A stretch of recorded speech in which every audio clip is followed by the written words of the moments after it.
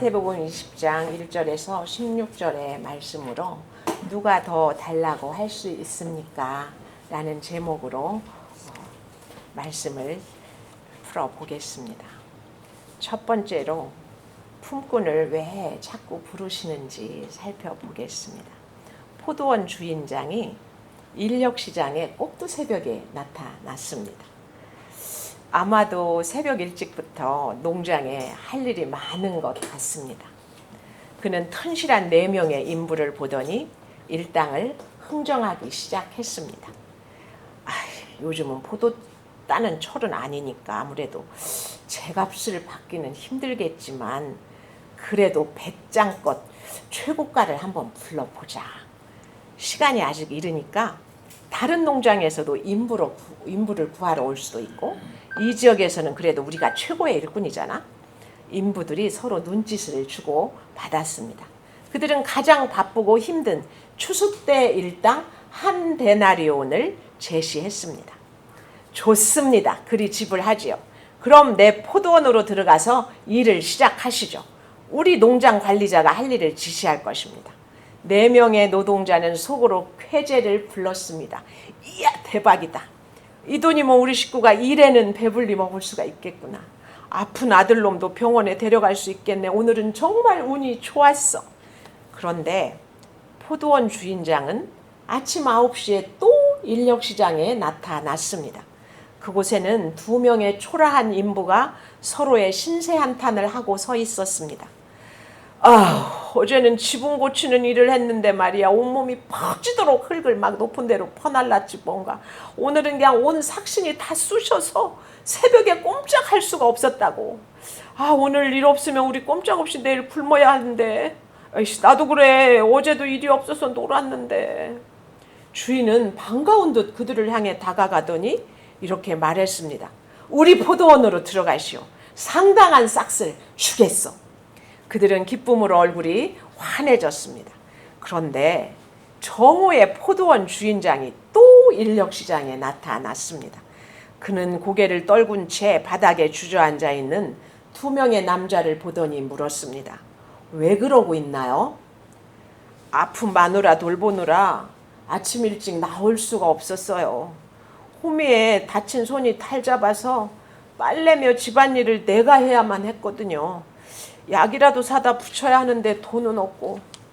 근데 당신은 왜 여태 이러고 있나요? 그는 다른 한 사내에게 눈길을 주었습니다. 기운 없고 어지러워서요.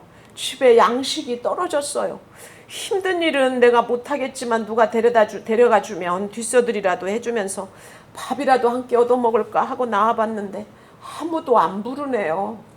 포도원 주인은 아주 흔쾌하게 이들을 포도원으로 들여보냈습니다. 어서 들어가시오. 그리고 농장 정문 옆에 관리인 숙소가 보일 텐데 지금 점심 식사 중일 거예요. 먼저 식사하고 일을 시작하시면 됩니다. 그런데 오후 3시에도 주인은 인력시장으로 나왔는데 제정신이 있다면 결코 쓸 것 같지 않은 늙은이 3명을 추가로 포도원에 들여보냈습니다. 놀랍게도 집주인은 오후 5시에 또 농장 사거리 인력시장에 나타났습니다. 노숙자 차림의 술 주정뱅이들 서너시 햇볕을 쬐고 앉아 말씨름을 하고 앉아 있었습니다. 아니, 왜 온종일 앉아만 있는 게요? 남들은 다 일하는 시간에 말입니다. 아니, 누가 나 같은 걸 일꾼으로 불러줍니까? 당신 눈도 없어요? 우리 꼬라지 안 보이쇼? 밥만 먹여주면 된다고 사정했더니 이 도둑놈 취급을 하지를 않나. 내 원참 더럽고 기가 막혀서. 주인은 그들 중 하나를 손을 잡아 일으켜 세웠습니다. 자, 그럼 우리 일하러 갑시다. 우리 포도원에 들어가시오. 내가 상당한 일당을 드리겠소. 당신들 모두 다요. 다 들어오시오. 포도원 주인은 마치 오랫동안 그들을 기다렸다는 듯이 앞장서서 그들을 포도원으로 이끌어 들였습니다. 포도원 주인은 관리인에게 지시하기 시작했습니다. 이 사람들은 종일 굶었어요. 빨리 빵과 음료를 준비해 주시오. 먼저 손을 씻을 수 있도록 대야에 물도 떠오고요. 서두르세요. 채 1시간도 지나지 않아 집주인은 관리인에게 품삯을 지급하라고 명령하면서 사람들을 다 모이라고 외쳤습니다. 오늘 하루 일은 다 끝났습니다. 마지막 온 사람들부터 돈을 받아 가시오. 주인의 명령이 떨어지자 관리인은 농장에 들어와 채 1시간도 일하지 않은 떨거지들에게 각각 한 데나리온씩을 지급했습니다. 그들은 눈이 휘둥그레져서는 돈과 집주인을 번갈아 쳐다보았습니다. 어떻게 이럴 수가. 감사합니다. 감사합니다. 그들은 연신 허리를 굽혀 절하며 목이 메인 듯 헛기침을 하면서 농장을 떠나갔습니다. 3시에 온 노인들에게도 관리인은 각각 한 데나리온씩을 지급했습니다. 노인들도 허리를 굽혀 절하고는 서둘러 자리를 떠나갔습니다. 더 받을 줄 알고 기대에 부풀었던 모든 이에게도 각각 한 데나리온씩이 지급되었습니다. 자리를 뜨지 않고 끝까지 지켜보던 사람들이 웅성대기 시작했습니다. 이건 아니지. 일은 우리가 다 했는데 왜 저들이 똑같은 싹스를 받아가는 거야? 일한 시간 따져보라고. 이건 경우가 아니지. 아니 조치들이 한 일이 뭐가 있는지 한번 따져보자고. 아니 새벽부터 일을 시작해서 한낮에 땡볕을 견디고 땀 흘려 일한 우리를 저 불안당 녀석들과 같이 취급한단 말이야? 이야 너무하네. 이들의 투덜거리는 불평의 말을 듣던 주인이 그들을 훑어보며 물었습니다. 아니 왜들 이러시는 겁니까? 일 시작하기 전에 당신들에게 약속한 대로 지급하지 않았습니까? 물론 그랬지요. 그러나 이건 너무하지 않습니까? 나중에 온 자들 말입니다. 그들은 늦게 온 데다가 제대로 일도 하지 않았잖아요. 걸신 들린 것처럼 먹기만 하다가 가는 자들도 한 데나리온을 주다니 이게 말이 됩니까? 그들이 한 데나리온이면 처음은 우리는 12데나리온도 적은 것 아니냐고요. 9시에 온 자들이 합세하여 소리쳤습니다. 그렇고 말고요. 저놈들에 비하면 10데나리온도 우리에게는 적어요. 더 주셔야 하고 말고요. 12시에 온 사람들도 가세하여 외쳤습니다. 포도원 주인이 맨 먼저 온 덩치가 좋은 남자에게 다가갔습니다. 엄한 표정으로 남자의 어깨에 손을 얹으며 말했습니다.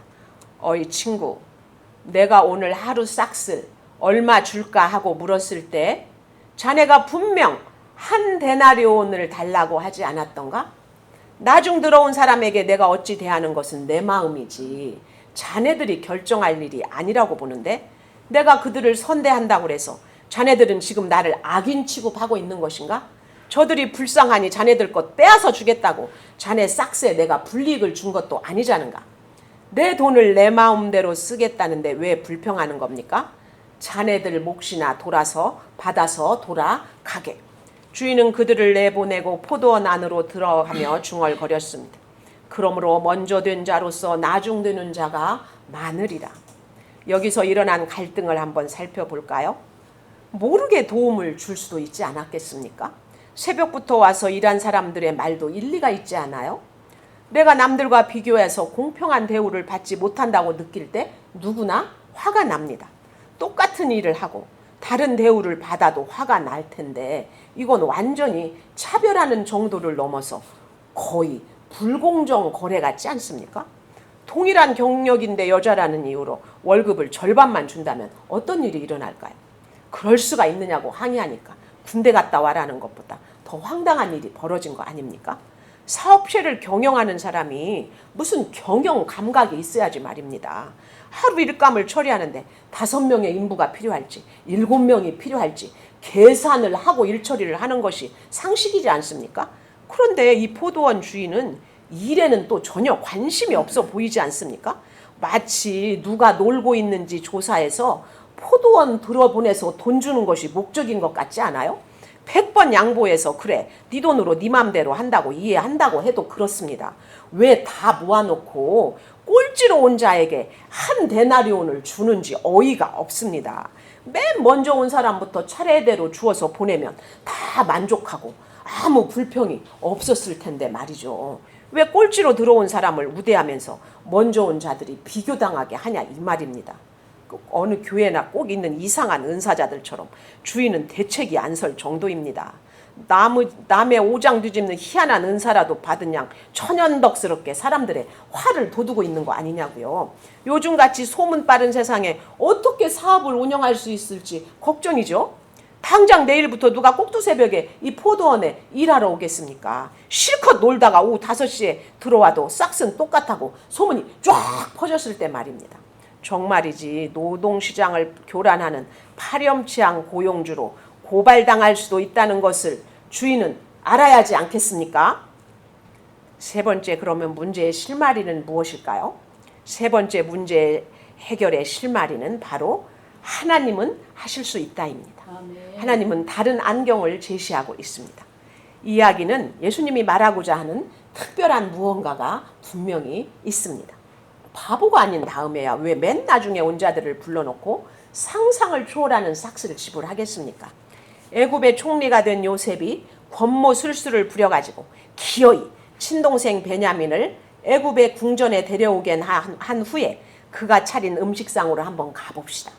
자신을 죽이려 한 형들이 동생도 해친 것은 아닌지 요셉은 아마 애간장이 탔을 것입니다. 형들을 신뢰할 수 없었기 때문입니다.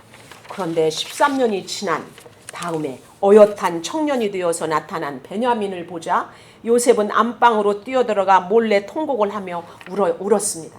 아유, 내 동생 살아있었구나. 그는 형들이 과연 새 사람이 되었는지 확증을 찾고자 음식상을 차리게 했습니다.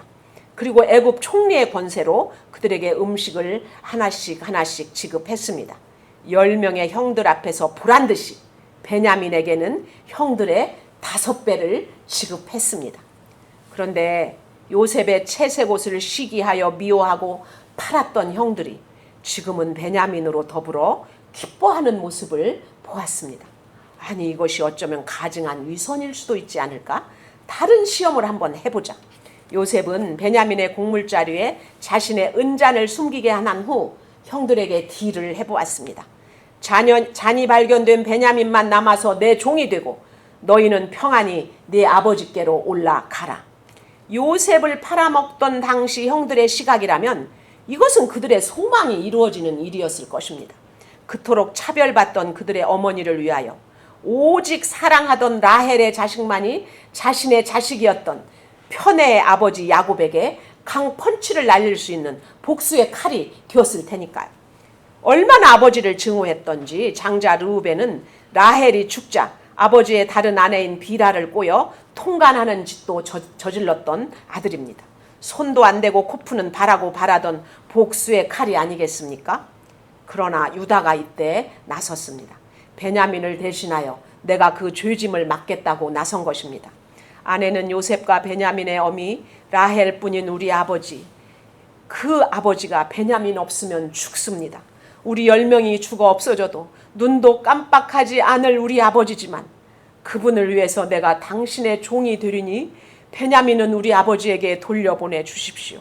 우리 아버지 목숨이 베냐민이니까요. 나를 대신 종 삼아 주십시오. 처음으로 요셉은 자신에게 어머니가 없었듯이 아버지가 없었던 형들의 아픔을 직면했습니다. 차별과 편애 속에서 고통받았던 형들을 유다의 그 간청과 희생 가운데서 요셉은 비로소 발견해낼 수가 있었던 것입니다. 비로소 요셉은 새로운 안경, 하나님의 가족이 끼는 사랑으로 형들을 바라볼 수 있게 되었습니다. 그는 자신이 요셉임을 눈물로 밝히고 형들과 상봉하였습니다. 가족의 사랑을 회복한 그들은 요셉이 베냐민에게 은 300을 줄 때도 자신들의 5배의 옷을 주어도 감사하며 같이 기뻐했습니다. 불평하지 않았습니다. 시기 질투하지 않았습니다. 이 이야기는 세상을 경쟁자가 아닌 사랑하는 가족으로 보는 다른 세계의 안경이 필요하다고 이야기하고 있는 것입니다. 이 이야기의 앞장에는 부자 청년에게 네 모든 소유를 팔아서 가난한 자들에게 주고 너는 나를 따르라고 예수님이 말씀하신 장면이 나옵니다. 재물이 많은 거로 근심하며 떠나버린 부자 청년을 보고 가장 경악한 사람들은 예수님의 제자들이었습니다. 당시의 유대인들은 하나님의 축복을 받은 사람들은 다 부자라고 생각했기 때문입니다. 예수는 그런 그들에게 직격탄을 날렸습니다. 부자가 하늘나라에 들어가기가 얼마나 어려운지 낙타가 바늘귀로 들어가는 것보다 더 어렵다. 예루살렘 성문 중에 바늘귀라는 상인들이 드나드는 문이 당시에 있었다느니 그 문은 낙타를 타고는 들어갈 수가 없어서 엎드려 들어갔다느니 하는 잔머리는 쓰지 말기 바랍니다. 산상수훈의 첫 번째 복이 가난한 자는 복이 있다임을 명심하시기 바랍니다. 절망한 제자들이 탄식했습니다. 도대체 그럼 누군들 천국에 들어갈 수 있단 말입니까? 예수님 그럼 아무도 못 들어가다는 말이잖아요. 그러자 예수께서는 정말 복음을 선포하십니다. 사람으로서는 할 수 없으나 하나님으로서는 다 하실 수 있느니라. 아멘. 그런데 우리의 돌쇠 형님 베드로께서 또 헛발질을 하고 나서십니다.